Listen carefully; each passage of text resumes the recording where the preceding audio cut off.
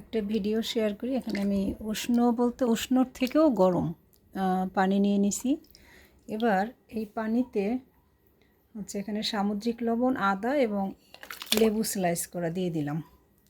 এটার মধ্যে তিতির পা চুবিয়ে বসে থাকবে, বসে বসে পড়বে।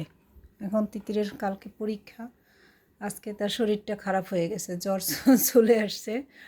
তো তার যেহেতু আমরা মেডিসিন নিতে চাচ্ছি না, তাকে প্রাকৃতিক ট্রিটমেন্টই করাচ্ছি। তো জ্বর সকালের পর একটু আসছিল, আর জ্বর আসেনি।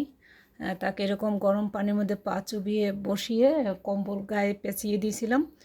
তারপর শেষে সে গাম দিয়ে জ্বরটা সেরে গেছে, আর জ্বর আসেনি। কিন্তু মাথা ব্যথা বা একটু গলা ব্যথা তো আছেই, আর একটু অস্বস্তি লাগে। এখন এটা 2বার বসছে, তার খুবই আরাম লাগছে। এখন অনেকেই বলবেন আজগুবি চিকিৎসা, হয়তো বা আজগুবি চিকিৎসা, কিন্তু এটা খুবই কার্যকরী এবং এতে টক্সিক যে পদার্থ শরীর থেকে বের হয়ে যায় এবং খুব আরাম লাগে, রিলিজ হয়, মানে এক ধরনের স্পার মতো আর কি।